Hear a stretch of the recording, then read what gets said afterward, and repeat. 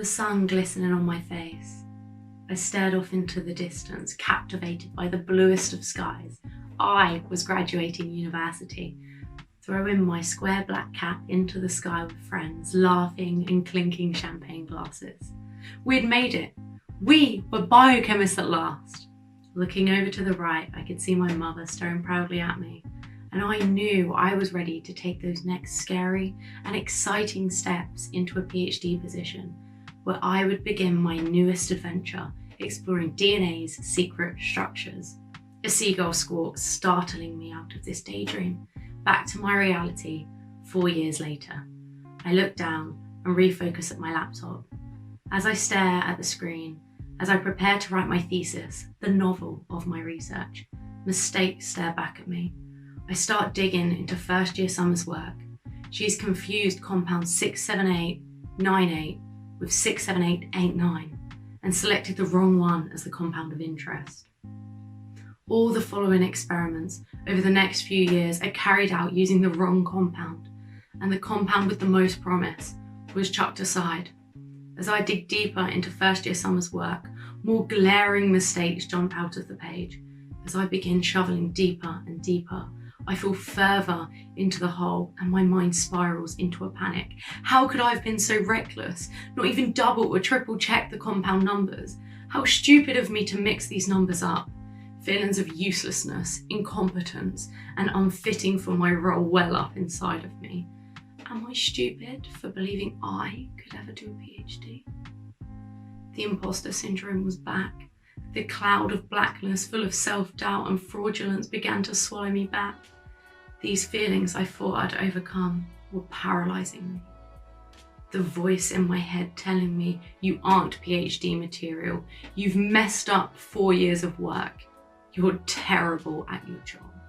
You should have quit in first year.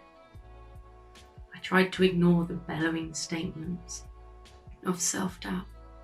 A tiny inner voice from inside whispers, you can solve it. I pushed myself to work all night, trying to correct my first year mistakes. There I am, slaving over endless amounts of data, Excel spreadsheets full of infinite numbers, slowly merging in front of my eyes into one blur. Another day passed. I fight back the tears, the pain, the parts of my mind shouting I can't do this, screaming I won't pass. It all drowns out that tiny little voice trying to encourage me. The sun sets and rises. My laptop sits open on the desk, the chair now empty. Instead, I lay to the left on the sofa tucked into a ball, squeezing a pillow. As the negative thoughts become deafening, the weight of being incapable is too much for me to bear. A single tear escapes from my eye and runs down my cheek. Imposter syndrome relishes in this moment of weakness and self-doubt to scream ever louder. Thoughts of, I can't do this, fill my head. The tears begin to stream, my vision blurred. I am a failure. I have ruined my project. I cannot write my thesis. I do not have the intelligence required. Everyone else is more intelligent than me. No one else would have made such foolish mistakes. I'm dragged into a world of darkness. There's one tiny light. I stretch out and reach for it. I look down and summon up the courage, and I know what I must do. I begin texting at lightning speed how everything's fallen apart, how I've messed up, highlighting I'm a fraud and I cannot do this. Panic overcomes my whole body. The crying stops as my ducts run out of tears.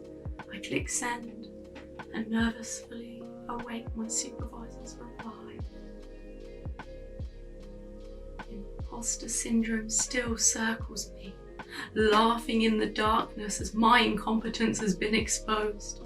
My thoughts focus on how angry my supervisor will be at my stupidity. No one else in the group would have been this foolish. The thoughts that I'm a disappointment to the group and I don't belong in science fill my head. I'm broken down and mentally drained. My fears begin to win and I think about quitting. Ding! My phone lights up. Goosebumps form on my arms, every tiny hair standing on end. My heart and breathing rate speed up. My supervisor has replied. I'm terrified to read what she has sent. I search for the tiniest amount of confidence and begin to focus on her words. In them I find encouragement, and my self-belief begins to return. She tells me, you are not the same scientist you were 4 years ago. These things happen. This is normal. Writing your thesis is like doing a group project, except the people are you at different stages. We can solve this. You are the only person that can do this. Words of consolation, encouragement, and normalization of everything I felt provided psychological relief, which manifested in a stream of tears. As each tear dropped from my eyelid, I felt myself fighting imposter syndrome. I am capable. Everyone goes through this. I have progressed on this journey. I am not first year summer. I am capable. I flourish in the lab.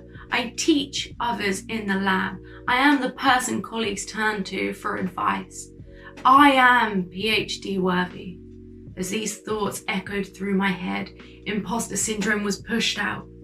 I pulled my chair from under the desk and I sat there proudly, ready to write my research findings. I took a deep breath and closed my eyes. There I am, standing in a white lab coat with my favourite purple gloves on. I'm holding a tube full of clear liquid, looking exactly like water, but this tube has my secret DNA structure in it. And on the bench in front of me was a plastic rack containing liquids, colourful compounds, including reds, greens, purples and oranges, to which I'd investigate if they bound to my secret DNA structure. My eyes opened back to my screen. I am competent. I am capable. I have excellent lab skills. I have produced excellent results. I can do this.